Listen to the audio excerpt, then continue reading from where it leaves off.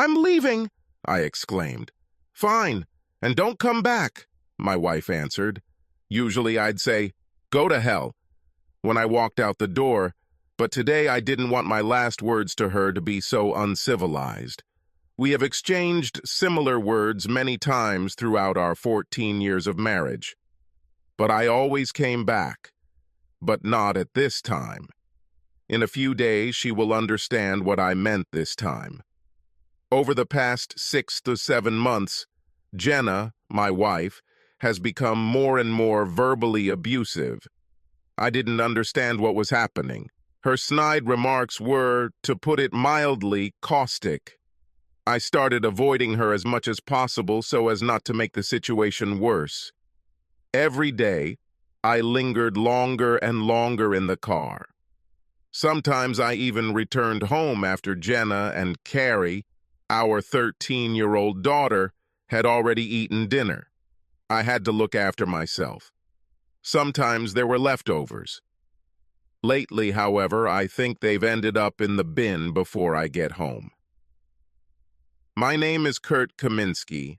Technically, my name is David Kurt Kaminsky, but my father's name is David too, so they started calling me Kurt from the beginning to avoid confusion. No, I'm not a junior. My father's name is David John Kaminsky. Why he didn't make me junior, I can't imagine. I would be happy to be called Junior or even DJ. But no, I would be called either Kurt or nothing. Yes, I'm Polish. Well, actually an American of Polish descent. Yes, I heard all the jokes. Well, maybe not all of them. They seem to come up with new ones every year.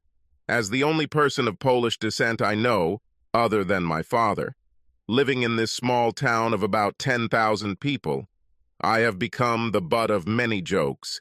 Technically, I'm only half Polish. The other half, on my mom's side, is German, French, Irish, and English.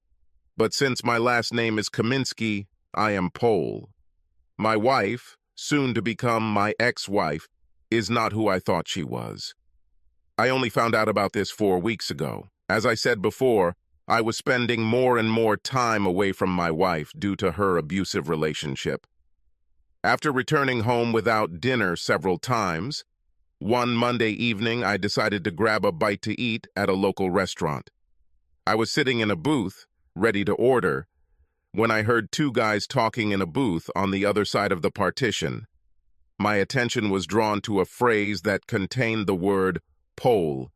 I listened and heard one of the men say, "So how long have you been entertaining the Pole's wife?" "Since they got married. In fact, I had sex with her on their wedding day, and he didn't know anything. I didn't recognize the first guy's voice, but I recognized the second one. It was my best friend, George Carey." I sat stunned. They continued talking, but I heard nothing more until I heard George say, "Yes, we get together and have fun at least twice a month." Kurt is so busy in the parking lot that he doesn't even know what's going on. Again, well, stupid. Just then, the waitress came up to take my order, and I said quietly, "I am sorry, I have to go." I left, heading away from their booth so they wouldn't see me. I could not believe it. My wife, Jenna, with my best friend. He was even the best man at my wedding. He is also my mechanic, and will be for some time to come. He's not really my mechanic because he's officially an independent contractor that I use exclusively to repair and inspect all of my cars. If you haven't already guessed, I own a used car dealership. Yes, I'm a used car salesman. I also heard all these jokes and insults. However, my business is very good. People know they will get a great car at a good price. They also know that I am responsible for my cars. If problems arise, I take care of them. George has always been a good mechanic, and I keep him busy and pay him well. I wanted to hire him, but he said that won't respect himself if he has a Pole as a boss. He said it jokingly, but I knew he was serious. Regardless, I hired him as my independent mechanic contractor. Although he was not very independent. In fact, I was his only source of income. This fact will be his death. I left the restaurant and drove around the neighborhood. Could this be true? I asked myself. Or he just pouted. They could have hired a private detective, but if what he said was true, then they only met twice a month. This may turn out to be a waste of money, but what I could do was check her phone and email. This is exactly what I decided to do. I returned home and Jenna was as out of sorts as ever. This suited me. I didn't want to talk to her until I found out the truth. After she went to sleep on her side of the bed, I got up and checked her email. There was nothing suspicious there. Her phone was password protected, but it didn't take me long to determine that our daughter's date of birth was the code. I saw a few messages that could have been taken the wrong way, but none from George. His name was on her contact list, but then again, he was my best friend, so it wasn't unusual. Maybe he was just talking out of his ass, I thought. However, her behavior lately has made me think that something must be happening to her. Maybe not with George, but with someone else. I went to bed and tossed and turned, trying to sleep. It happened sometime after 2:43 a.m., because that was the time the clock was on, the last time I looked at it. The next day at the car dealership, George came and joked about the polls. This wasn't uncommon for him. I usually just laughed a little and then let it die. Today, however, I lashed out at him. George, what do you even know about Poland? I bet if I laid out a map of the world, you wouldn't even be able to point to it. You joke that all Poles are stupid, but I'm sure they could point out the U.S. and maybe even our state on a map. Why don't you get to work? George looked at me and didn't know what to say. He knew that I was right. He could not indicate Poland if his life depended on it. George was never one of the book smarts. He was good-looking, he had street smarts. He knew a lot about engines, but he had never been a college student.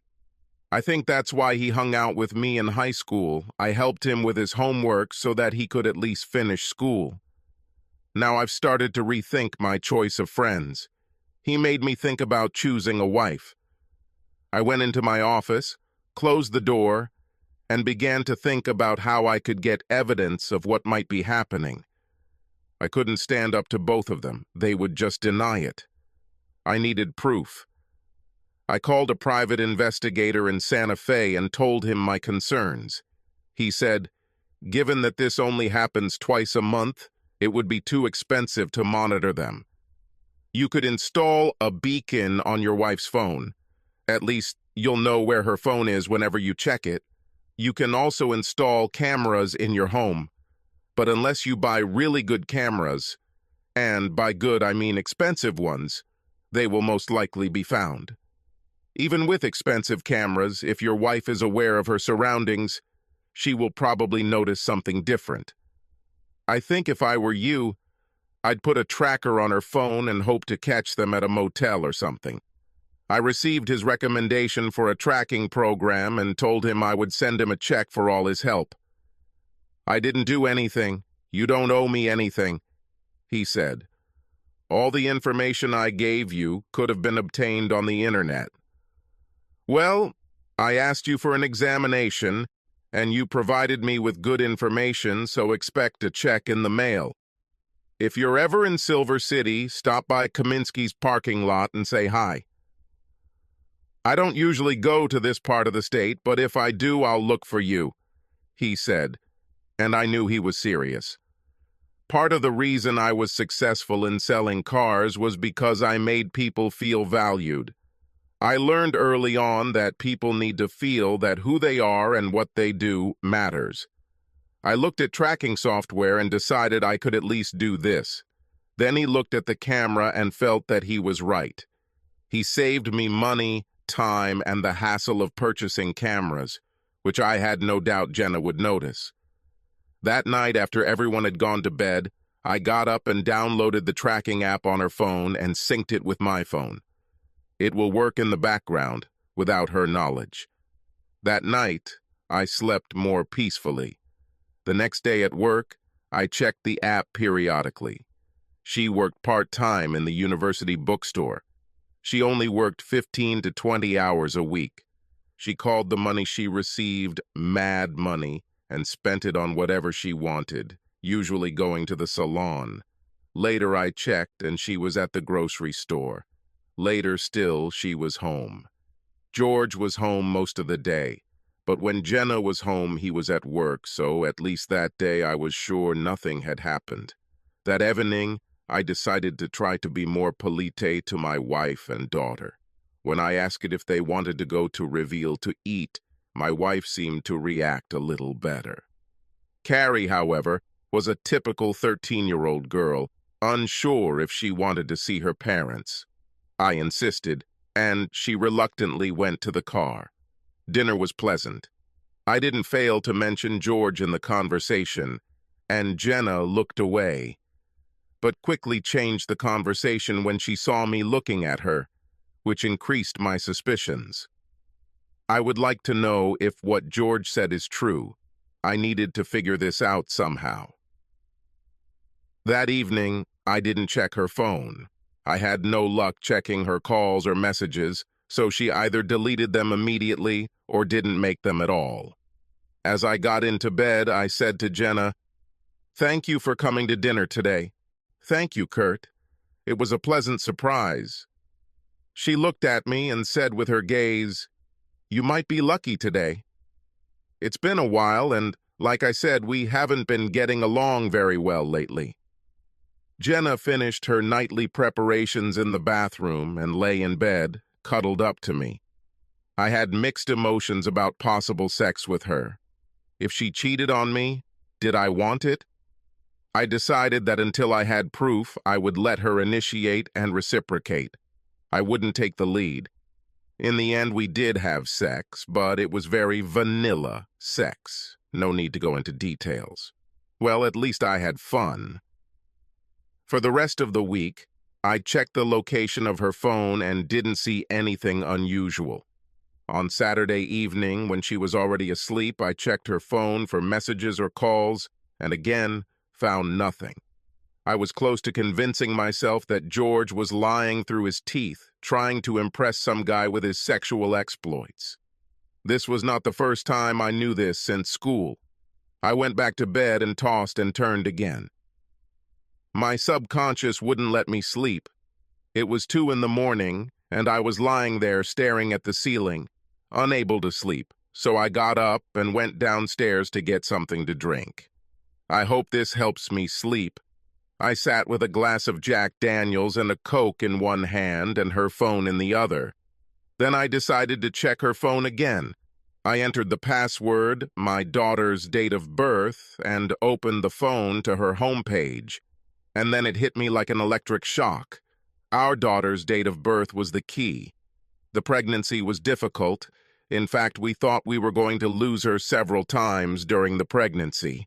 Something about her RH didn't match my wife's rye. It felt like my wife's body was fighting with the baby inside her. In fact, for the last 3 weeks of pregnancy, my wife was on bed rest so she could carry the baby to term. She really carried her to term. And exactly 9 months after our wedding, Carrie was born.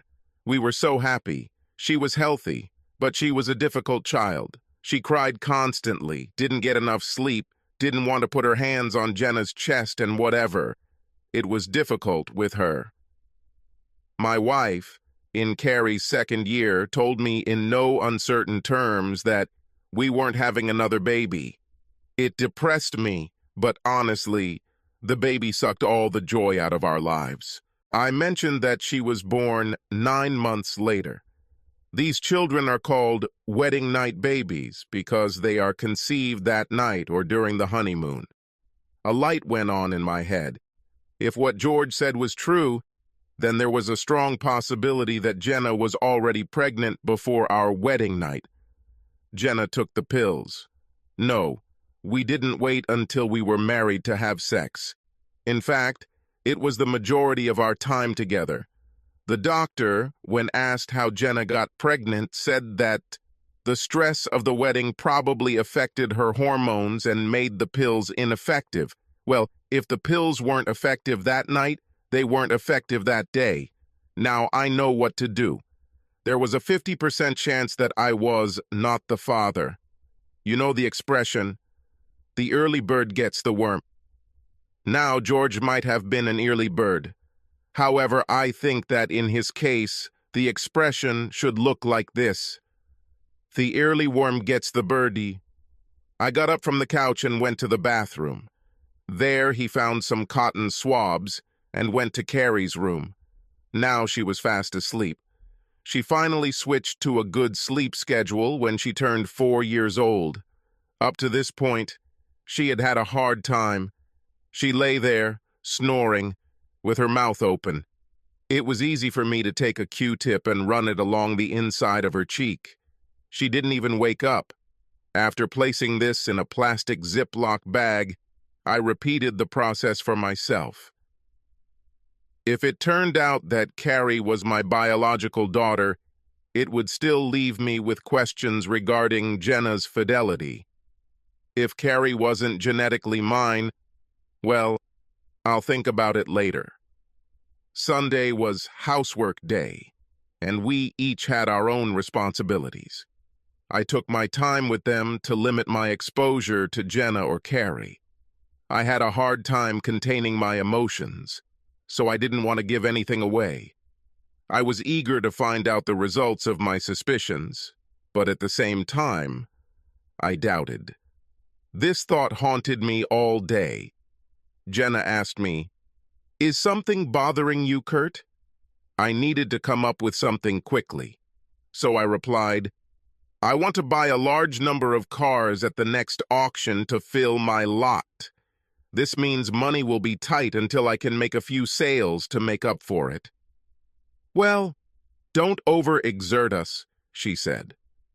She always said "we" when talking about the business, which I guess was good because she felt it was ours.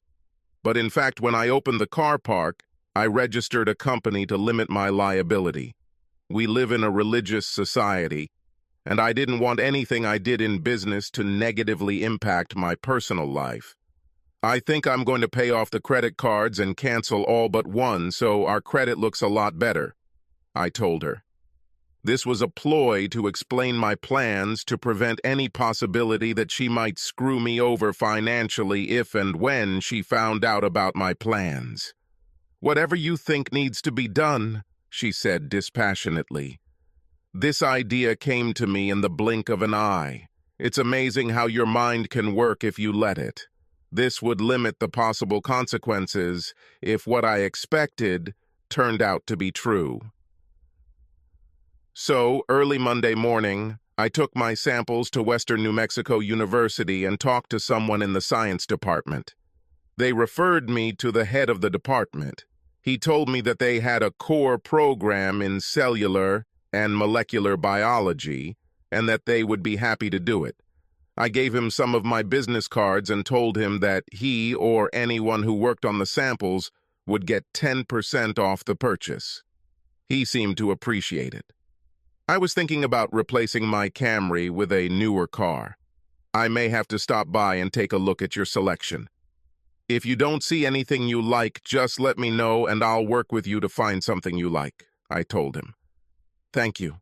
I'll do that," he replied.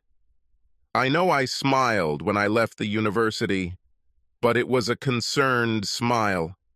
The results could have been the end of my marriage. When I told Jenna about buying new cars to fill my lot, it was only to hide my worried expression. Now, I thought, this isn't a bad idea. I called Paul, my accountant, loan officer, and part-time salesperson, into my office and told him about my idea. "We will succeed," he said. "Paul, there's something else I'd like to do. I would like to pay off the mortgage on my house. Can we agree on a lump sum payment so I can do this? Let me take a look at the financials and get back to you after lunch." As he left my office, I thought about calling my lawyer and asking for a referral to a family lawyer. Then I thought, you may be in a hurry, let's see what the results are first. After all, I have yet to find any evidence that my wife was having an affair. After lunch, Paul showed me the spreadsheet, and we discussed next steps for both of my plans. The next 2 days were some of the longest. I was on the verge of death while waiting for the DNA test results. Late on Wednesday evening, the head of the department called me. He was coming to us with the results and to look at the car. When he arrived, I directed him straight to my office. He looked at me, and the look on his face told me what the results were. Then he spoke and confirmed it. The 2 samples collected are not related to each other. I nodded my head, and he could tell that although I had expected it, I was devastated by the news. He gave me a minute to think it over and handed me a manila envelope with the results. When I looked up at him, my expression changed. So, what car were you thinking about? Well, I know this sounds cliche, but I just turned 50 and I'm looking for a sports car. I was thinking about the Mazda Miata. I told him that I did not have such a car, but that I was going to the auction the next day and would try to find one that was in good mechanical and cosmetic condition. I'll call him this afternoon and let him know what I found. When he left, I told Anna that I'll leave early, but if you need me, I'll only be a phone call away. I knew she wouldn't call. She rarely needed me. She could handle almost anything that needed to be done. I drove around the city, just watching. Strange, but for me everything looked different. Then I called my lawyer. He was saddened by the news, but referred me to another lawyer who he knew would do the right thing. After calling, I made an appointment for late evening the next day. I had a snack at a restaurant and thought while I was eating, have I really wasted the last 15 years of my life? I couldn't even say that I even had a child from this marriage. Of course, I still considered her, to some extent, my child, but biologically, she was not. What should I do next? I knew I couldn't act like I didn't know anything. Of course, I wasn't ignorant before, but now that I knew, there was no turning back. One thing I knew for sure, George would pay. I didn't care that he had been my best friend for years. With friends like him, I could use more enemies. Jenna will pay too. I wonder if she knew Carrie wasn't mine. Even if not, she hid this secret from me. The secret of her sex on her wedding day with my best man, my best friend. Now I had no reason not to believe what I had overheard. She had fun with him, at least twice a month. I started to feel angry, and before I got out of control, I needed to be alone, away from everyone. I should have called Jenna and told her I wouldn't be home that evening. I couldn't go home. I would most likely do something that would land me in jail. She answered the call. Hello, Kurt. Hey, I'm going to spend the night in Albuquerque so I can be ready for the auction at 8 ow, I said emotionlessly. Oh, fine. Bon voyage. I don't usually go to Albuquerque for auctions, so this was unusual. I wondered if she would take advantage of the fact that I would be gone all night.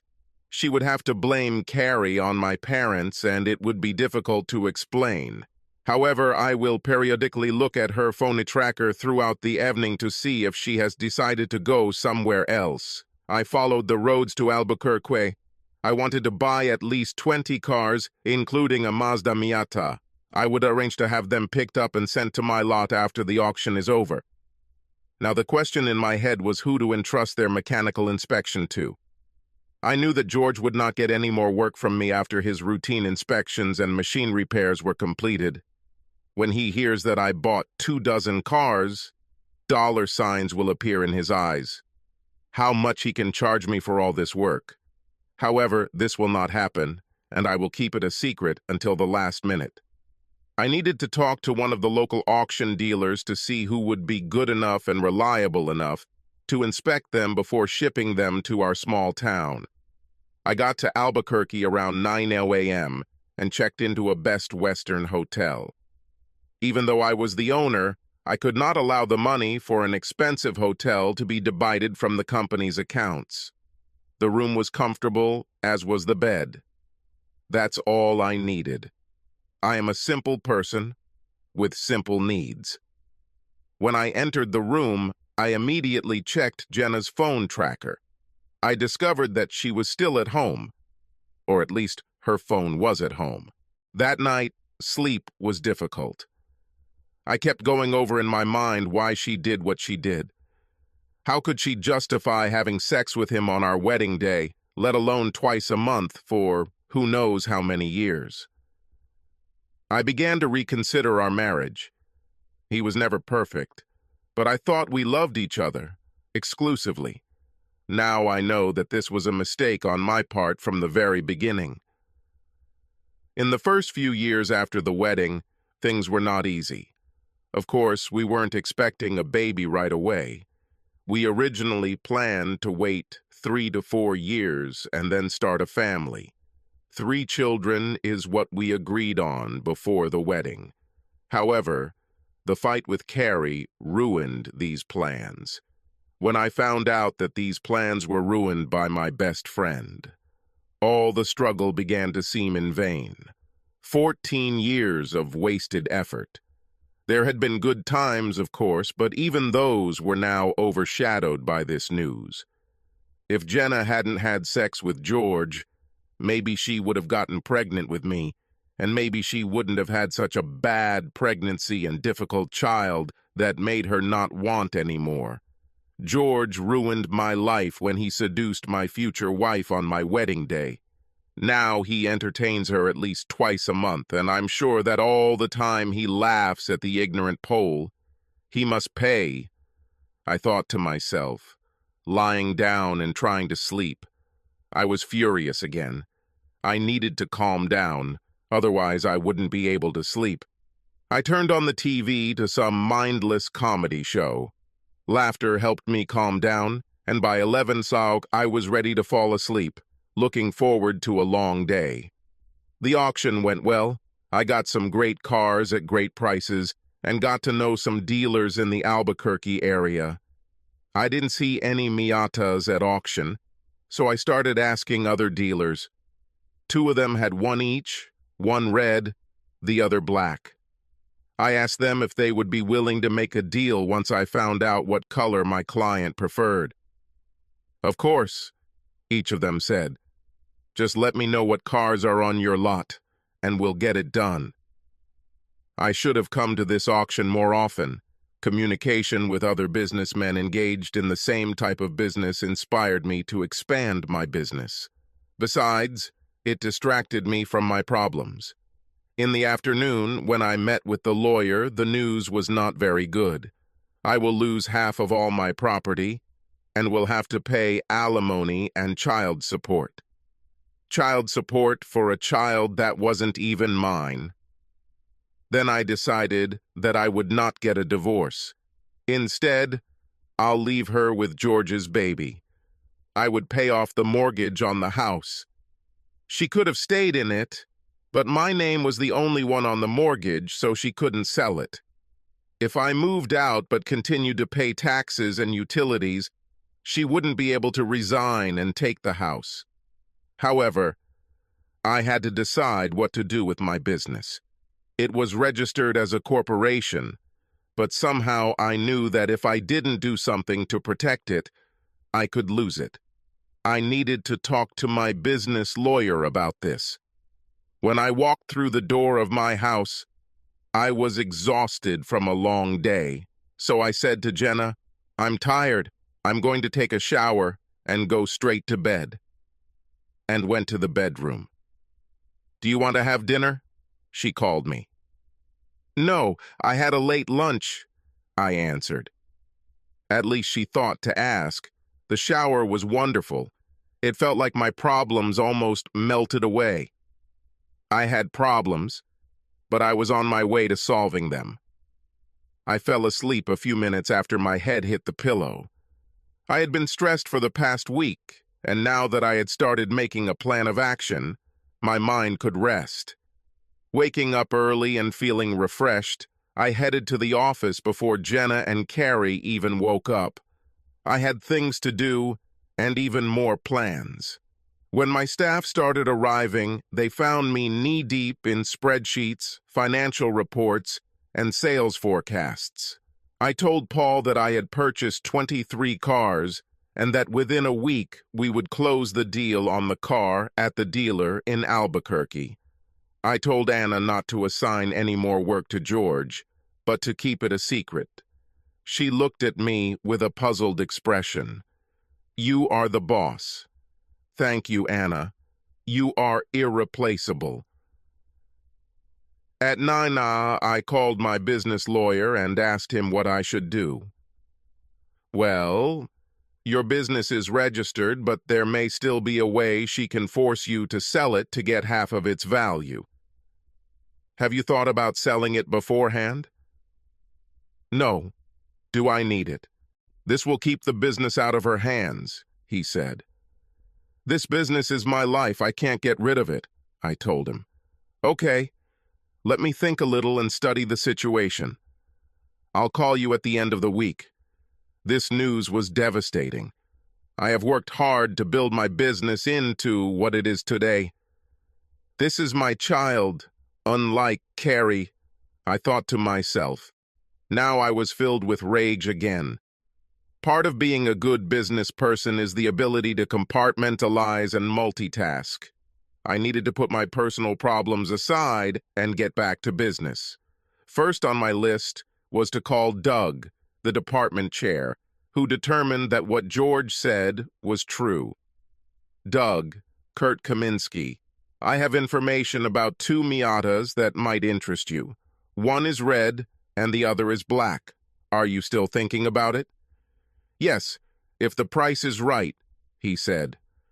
"What color are you interested in? I'll bring it here so you can look at it, and then we'll discuss the numbers.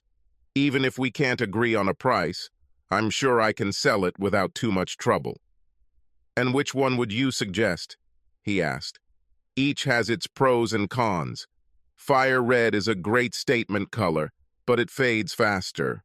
Black looks elegant, but in our climate it gets hot quickly. Let me ask, will this car be kept in a garage when you are not using it?" "Yes, I can do it." "Then the red won't be exposed to the sun much, so fading won't be a problem. I'd go with this unless you think black is more your style." "Red sounds great. How soon can I see her? Is Monday or Tuesday suitable for you?" "Of course. Call me when you receive it." Fine. I hung up and called the dealer who had the red one to arrange a trade. He became interested in the BMW on my property. It had been there for 3 months. He would have had a better chance of selling it in a big city. By this time, George arrived. He had several cars that still needed to be repaired. Being an independent contractor, he could come and go as he pleased. And as long as the job was done, at the time I needed the car. I was fine with it. He overheard several salesmen talking about 23 cars that would soon appear in our warehouse. He looked into my office. "Hey, Kurt, when are these cars coming from the auction? I want to make sure I have a schedule to do this for you. The auction house will arrange for their delivery here." "It will be sometime at the end of next week or early next week," I told him. It was difficult for me to talk to him calmly, to this damn traitor. "Okay, I'll contact Anna and ask her to put me on the schedule," he said. I just chuckled to myself as he left. That weekend, I tried to keep my distance from Jenna. I worked in the yard and ran a lot of errands. Didn't even check her phone tracker. For me, it no longer mattered. I felt only contempt for her. The fact that I was raising someone else's child was unforgivable. On Monday, I was at the car show again. I called the dealer in Albuquerque and told him I would drive the Beamer over and pick up the Miata. He replied, "Great, we'll have a late lunch when you arrive." It was a good day for a trip, so I told Anna that I would be gone all day. "Hold the line," I told her. Okay, boss, she replied. She truly was irreplaceable.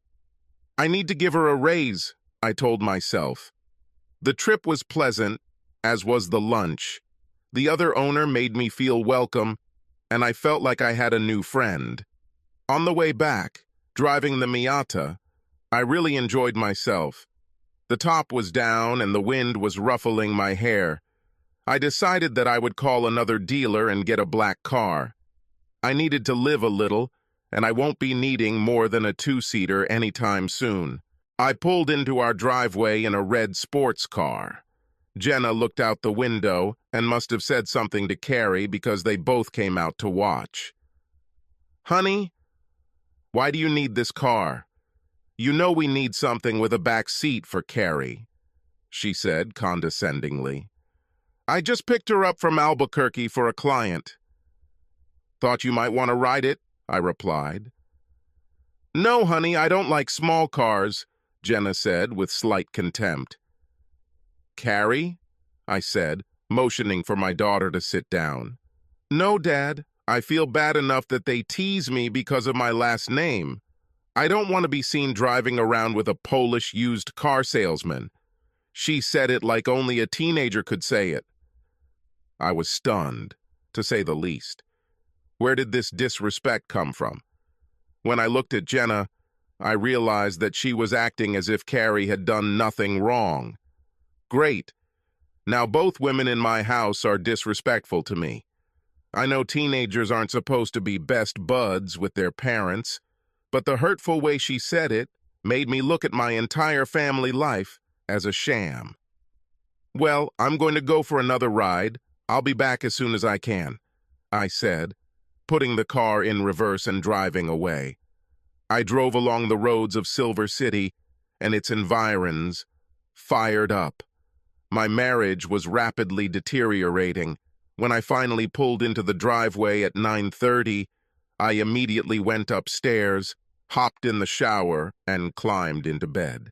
When I didn't come down from my shower, Jenna got up and came into the room. The light from the corridor shone directly into my eyes. I squinted and closed them. What? Are your feelings hurt because we didn't choose a sports car? Aren't you going to come down and spend time with your family? You are not only a Pole, you are also a child. Where did this attitude come from? I had to believe it came from George. She spent time with him, and his stripped-down attitude towards my roots rubbed off on her. Now she is passing it on to her daughter. It was her daughter, not mine. I guess I should get that into my head. I may have to support her, but she is not my daughter. It looks like you and your daughter would rather not have a Pole around, so you might as well just fuck off. I was furious, and her attitude wasn't helping her one bit. She'll regret ever treating me the way she does now. Needless to say, from then on, the Kaminsky house was quiet and cold. The next day I called Doug and he came to check out the Miata. He was delighted.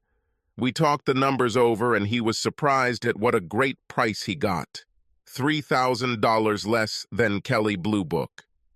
When he was about to leave, having filled out all the papers, he said, "My best friend is in charge of purchasing for the university, and we change 16 cars approximately every 2 years.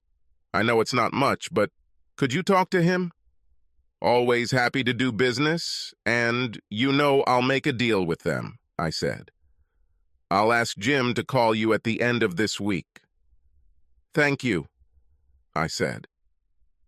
That's how I grew my business, by treating people right and letting them know I valued their referrals.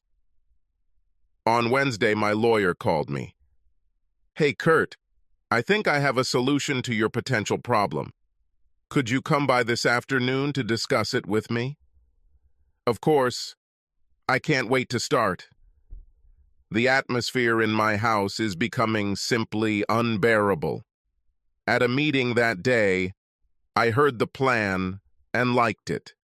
It will take about 2 weeks to implement, but if it works, it will be worth it. During these 2 weeks, I slowly moved personal belongings and tools from my home to an apartment in a nearby city. Also, during those 2 weeks, George was anxiously waiting for those 24 cars to arrive to do some work that he could bill me for. When he asked, I just put it off. This past weekend, I did some yard work, and when Jenna and Carrie weren't around, I cleaned out my closet and drawers. Jenna did laundry during the week so she could do what she wanted on the weekends. This was good for me because she didn't notice that my closet was empty. So this takes me back to that Monday night when I said to Jenna, "I'm leaving." She started being rude and disrespectful to me again, both as a Pole and as a used car salesman. In the past, I would go to a motel for a night or two, depending on how angry I was. On the Tuesday morning after this explosion, I arrived at the parking lot early and, as my employees were entering, I asked them to go to the conference room. I closed the door behind them. I had weekly meetings, so this was nothing unusual. I started the meeting. Good morning. As you all know, the cars that I bought a couple of weeks ago arrived yesterday afternoon. All of them have already been checked and prepared, so they are ready for sale right now. We no longer use George to do any work here. If he asks you, tell him we decided to go in a different direction and leave it at that. You've all been amazing. You're like family, so it's hard for me to come to terms with what's next. I paused and wiped a tear from my eye. I sold the business. They all looked at me. There was surprise in their eyes. However, nothing will change as far as your work is concerned. Well, besides Anna, you will perform some of my duties and, of course, will receive a corresponding increase. All of them, even in their surprised state, began to congratulate Anna. They all respected her and knew she deserved it. Anna, after the meeting, please come and talk to me. We will discuss some things. I will still be involved in the company, but only on an advisory basis and may sell occasionally. I don't want to take away your sales. They were all glad that I would still be around, at least sometimes. The meeting ended, and as we walked out the door, George was standing there. Hey, why wasn't I included in the meeting? He had been present at most of the previous meetings. Because it was a staff meeting, and you're not an employee, I said. He stuttered a little and then said, I see that the cars have finally arrived, so I'll get to work on them right away. No, they have already been carefully examined and prepared for sale. You don't need to do anything with them, I said sternly. He looked at me, stunned. But I will check all your cars, Kurt. What's happening? George, I sold the business, and the new owner wants to move in a different direction. I told him, not ready to explode at him. I'll save that for another day. I left everything as is. It became clear to me that sometimes it is better to say fewer words. I can't believe you sold the business, he exclaimed. What should I do now? Of course, it was all about him. He was basically told that he was out of work. Well, I said, you can pick up your check for what you did in the last 2 weeks. It wasn't that much. Anna used his services only a few times. He was relaxing before delivering 23 cars, thinking he would be busy when they arrived. How wrong he was. I didn't feel sorry for him at all. I just wish I could tell him that it was because he was a mean asshole. When I met Anna, I asked her if she could keep our conversation a secret. Of course, Kurt, you know I'll never say anything you don't want, she assured me. Okay, here's the thing. I created companies that I registered in Nevada. One of the companies buys this parking lot, the other buys that company. I am the sole owner of shares in both companies. At some point, I will divorce Jenna and make sure she doesn't get the business. Why? She asked. I moved out of my house. Jenna doesn't know it yet, but I'm not going back. She had an affair with George, Actually, Carrie is not my daughter. I believe she is George's daughter.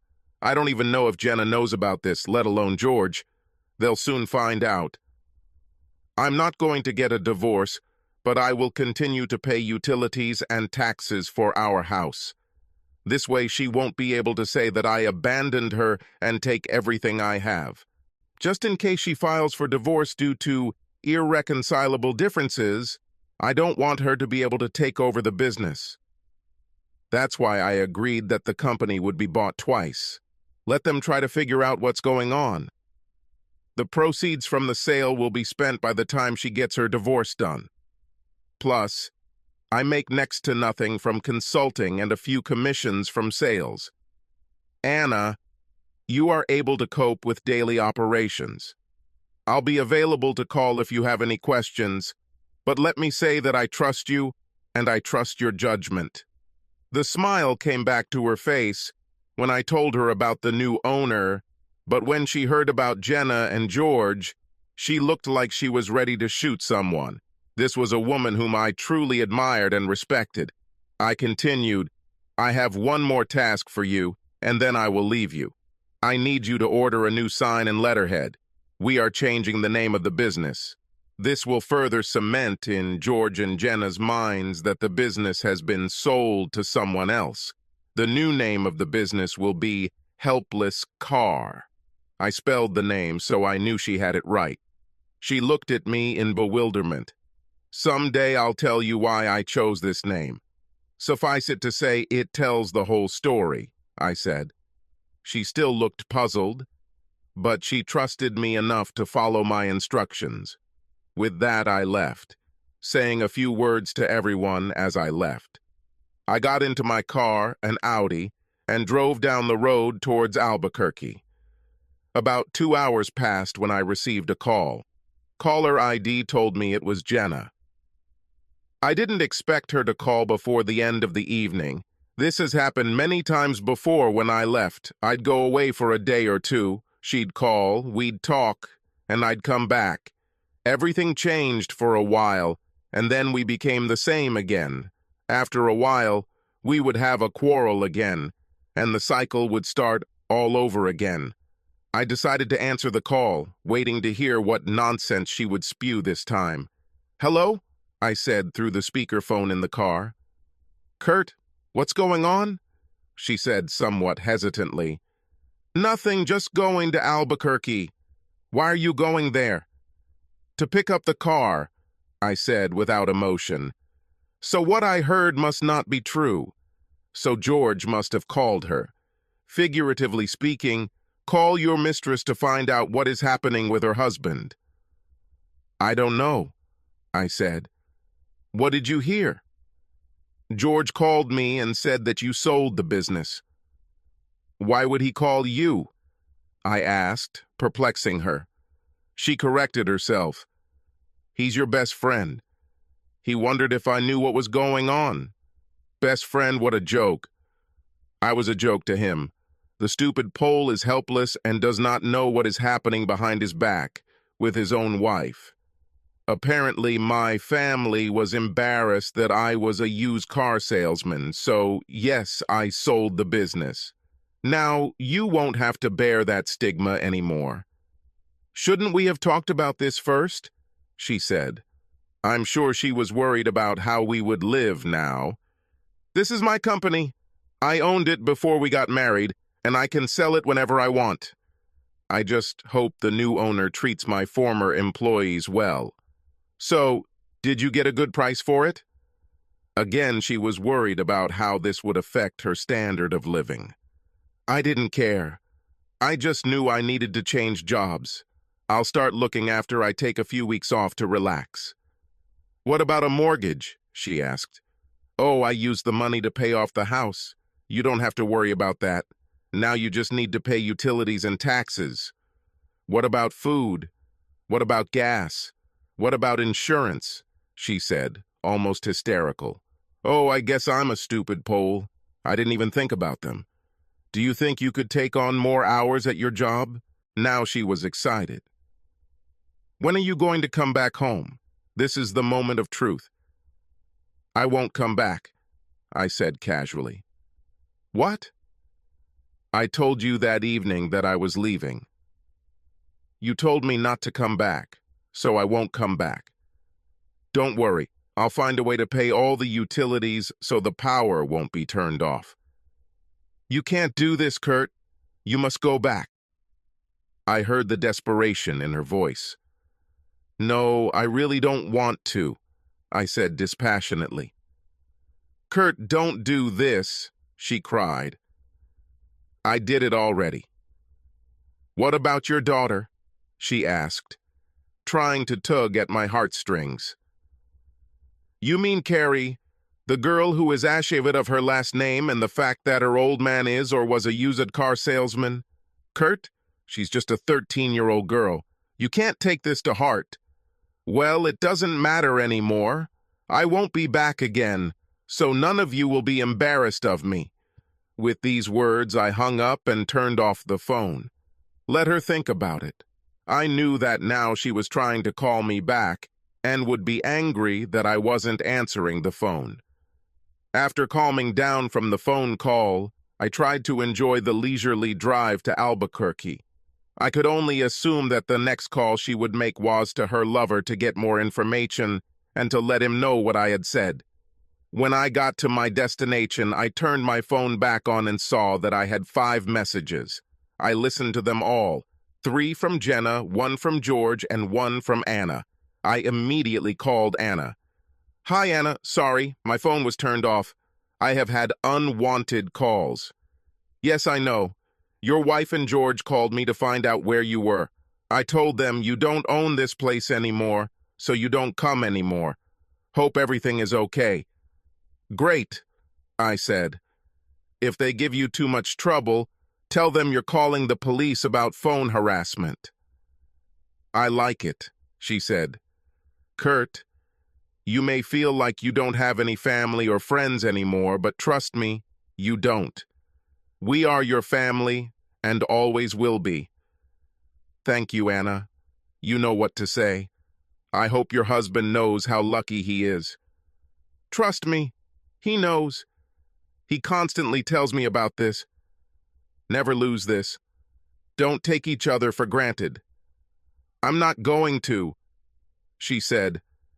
After hanging up, I wondered if I should call my cheating wife or this asshole. No, let them rage. I got out of the Audi and went into the parking lot office. The owner was waiting for me there. I have that Audi that I told you about.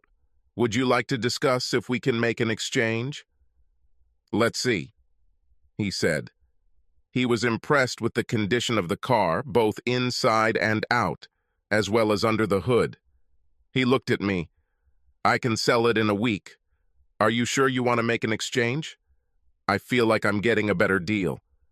You can reciprocate sometime in the future.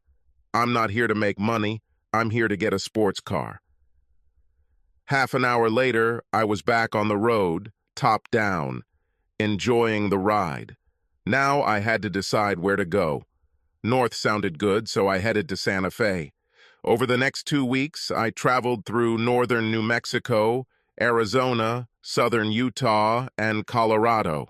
I wanted to be nearby in case Anna needed me to come back. I called her several times, and when it became clear that she had everything sorted out, I decided to head west.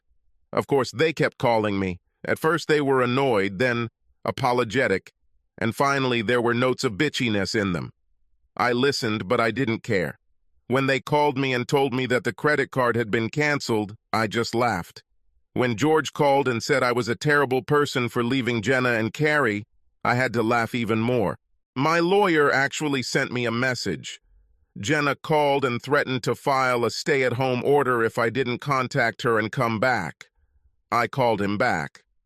Hello, this is Kurt. So, my wife called you with threats? I said. Yes, but I wouldn't worry.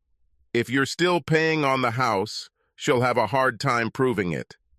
I can do something better for you, I said. I have a recording where I tell her I'm leaving, and she tells me not to come back. It's amazing. "Send me a copy of it," he said. "If she gives me any trouble, I'll take it to her lawyer." Let her lawyer try to force things. Thank you. I'll call you in a week to find out what's going on. I've traveled all over the Southwest. The Miata wasn't the most comfortable car, but it was fun. A lot of people looked at me. Even some of my tits flashed from bored, anxious, middle-aged women. But I wasn't looking for that. After all, I was still married, no matter what it took. I drove to Reno, then Lake Tahoe, the coast, Napa Valley, and Highway 1, zigzagging and zagging along the shoreline. Then I went to Yosemite, then to San Diego, through Death Valley, to Vegas, and then to Phoenix. I was in no hurry. Stopped in parking lots, talked to the owners, and just chatted. Some of them were jealous that a guy in his 30s could just pick up and travel. After about 3 months and 8,000 miles, I decided to return to Silver City. When I arrived at the Helpless Auto, I was greeted by my entire team. In fact, there were several new faces. They all welcomed my return. When I entered Anna's office, formerly my office, she raised her head. When she saw me, her smile grew even wider. She stood up, walked around her desk, and hugged me tightly. We talked for a while, and then I asked, "Do you think I can invite everyone to Wrangler's for food and drinks? Could you close the store at 5 Palau?" At this point, it was 3 Yoao, and I had a few errands to run. "Of course, I will insist on this. The whole team will be there." I said goodbye and told them all that I'll see you in 2 hours. They were in a good mood. Then I visited my lawyer. He told me earlier when I was traveling that Jenna tried to go down the abandonment route to get all my property, but he was able to thwart her efforts. We talked about what to do next. At 5Y, I met the team at Wrangler's restaurant. We had a great dinner, and it was nice talking to everyone. After about an hour and a half, they began to go home. Finally, it was just Anna and I left. She looked at me and said, "You know, Kurt, you may think that you are helpless, vulnerable, and don't understand anything, but you're wrong. You simply trusted those you loved." I looked at her. "So you got it, right?" "Yes, it took me a while, but you said the new name would tell the whole story." This haunted me until I realized it. You may be Polish, but all these jokes can never describe the real you. These jokes are an insult to you and your roots. Thank you, Anna. You are truly the main reason for my return. I had to see how you handle my responsibilities. Happy to say that you have not filled my shoes, but rather created a pair of your own. I had an excellent mentor, she thanked. We hugged and she went home to her husband. He truly was a happy man. I returned to the apartment I had not been in for 3 months. It was musty here and needed good ventilation. I opened the windows and let the cool evening air fill the rooms. I grabbed a beer and sat on the terrace overlooking the pool. Several people were swimming there, and a family was playing. I thought about Jenna and me. We had such high hopes and dreams when we got married. Now, they have all disappeared. Looking at the clock on the wall, I saw that it was about 8:30. A thought flashed through my head. Looks like it's time for a showdown. I got up, jumped into my Miata, and drove to my house. I guess technically it was still mine. I bought it before Jenna and I got married, and my name was the only one on the deed. I was disappointed when I pulled into the driveway. The yard was not well kept. It seemed that the landscaping had not even been touched. The light was on, and I assumed Jenna was home. I went to the door and knocked. A minute later, the door opened and Carrie stood there. Her eyes got big, and she asked, "Dad?" "Hi, Carrie. Is your mom home?" She stuttered and then shouted, "Mother!" I heard Jenna shout from the kitchen in a tense, high-pitched voice, "What's the matter?" She continued to look at me and said loudly in response, "Dad." Jenna came around the corner, saw me, and screamed, "Where are you going?" I decided to answer her cry in a calm, even voice, "Travel." At that moment, George came out of the bedroom wearing only his underpants. "Oh," I said, "the whole family is here, Mom, Dad, and child." "What the hell are you talking about?" Jenna spat back. "I suppose George moved to take my place. After all, it is rightfully his." Jenna looked at me with a puzzled expression.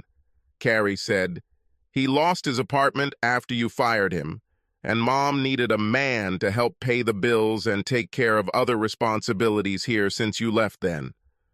The rage in her voice was palpable.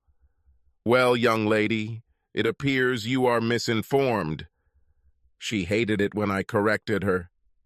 "George was never my employee at his insistence, so I could not fire him. As for bills, all utilities are paid, as is car insurance." "What about food and gasoline in the car?" Jenna shouted. "You had a job, did you lose it? I know that before it was just your mad money, but it was enough for groceries and gasoline while I was away."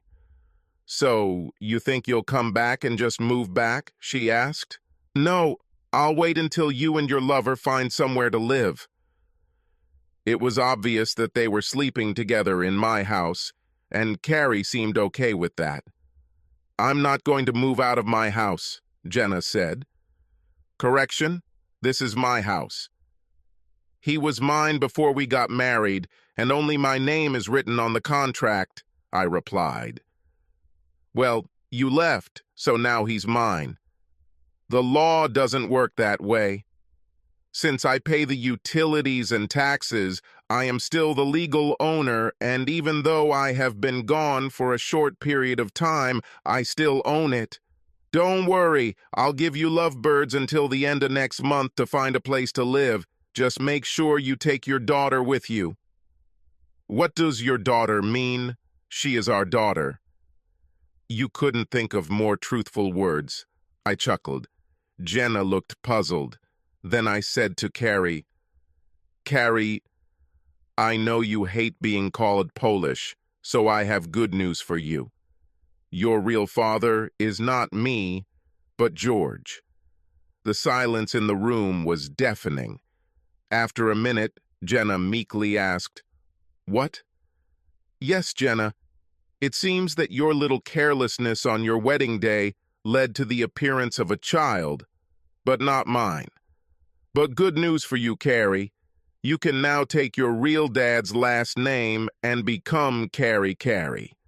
I wonder if maybe Mom didn't insist on the name Carrie as a sign of respect for her lover." I looked at Jenna, and she looked at George. He was white as a ghost. "What, George? Don't you want to be a dad?" "Well, that's a shame. Take responsibility. But look at it this way, it's just 4 more years and then college." Jenna and George said almost in unison, "I do not believe in that." I threw them the DNA report. "See for yourself." They grabbed it, looked at it, and then both fainted. "Carrie, tell the lovebirds that your mom will be served with divorce papers sometime next week, along with an eviction notice." I turned and walked away. The whole time I was gone, I wondered if this affair had been going on throughout the marriage. In fact, I wondered if she was even faithful to me. We met when she came to buy a car. George was working on a car, and we both thought it would be a great date. Did she choose me or not? I truly was helpless, ignorant, vulnerable. All this time, George laughed at me behind my back and also made Polish jokes in front of my face. I returned to the apartment and drank beer. In the morning, I went to the lawyer and asked him to start processing the documents. Of course, I knew that I would have to sell the house and split the proceeds, but being a barely working person, I did not have to pay alimony or child support, especially since there was already another man in my place. At least that's what I hoped. I loved Jenna and George too. The betrayal was incredible. It will take me a long time to trust anyone, be it a man or a woman. Maybe I should see a psychologist. As the divorce proceedings progressed, I returned to work at the car dealership, but as a salesman. I made it clear to all employees that I was no longer the boss and that I only needed one sale a week to pay the rent and buy groceries. In fact, I insisted on only one. When it came to court-mandated child support, I wanted to ensure that at the end of the month, I had no money other than my own meager living expenses. Jenna hired a lawyer. I don't know how she could afford it. Maybe he worked pro bono. He'll be surprised. They looked at my bank accounts and saw that I had spent the proceeds from the sale. They even looked at the sale itself, but found nothing wrong with it. They didn't dig deep enough. I heard from my fellow salespeople that while I was away, George came in almost every day for the first 2 weeks and talked to Anna about getting some work. She had no problem telling him no every time. In the end, he gave up. Now he regretted never getting his ASE certification because the only job he could find was at Valvoline Quick Oil Change with a salary of $13 per hour. I hoped Jenna went full-time or they would have a hard time making ends meet. I contacted the realtor and informed Jenna that I was putting the house on the market in anticipation of a 50-50 split of all of our assets. She had already been served with an eviction notice, so she had to move out before the house was sold and closed. One evening, there was a knock on my door. Of course, it was Jenna. Opening the door, I looked at her. "What do you need?" "Kurt, can we talk?" "I don't think this is a good idea. We're in a lawsuit against each other." "Come on, Kurt, it's just me here, no lawyers. Can't we sit down and have a civil conversation?" "Yeah, I guess, but let's go to Denny's," I said. There will be witnesses, I thought to myself. I didn't trust her enough to be alone with her. We sat down in a booth at Denny's, and after a couple minutes of pleasantries, I asked, "Why, Jenna?"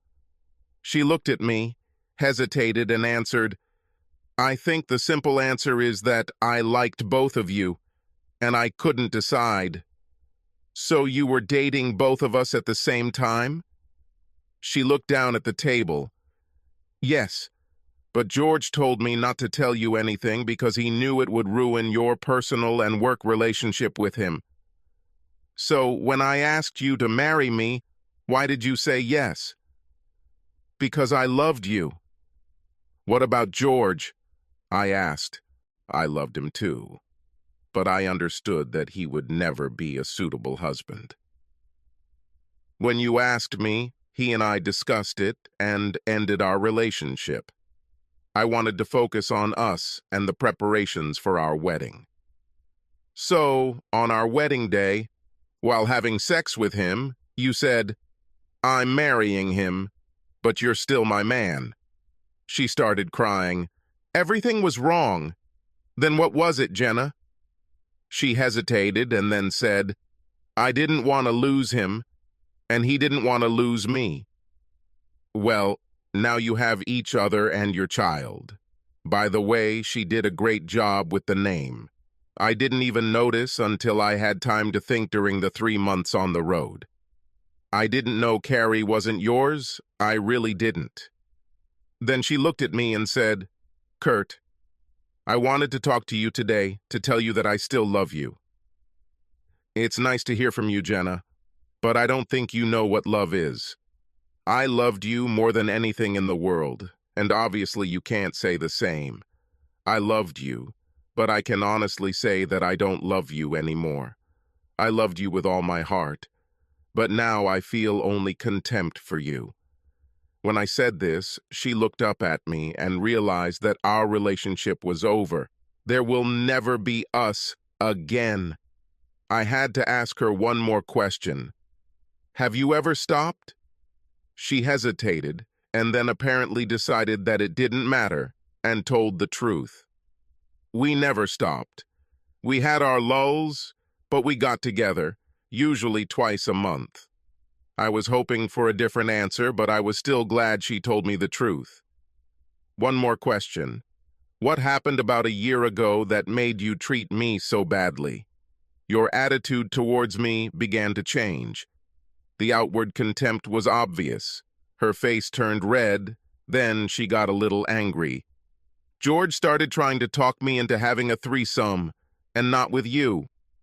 I probably could have done it if you had participated, but we couldn't figure out how to do it. He kept insisting on it, and it made me resent you for something I know you would never do.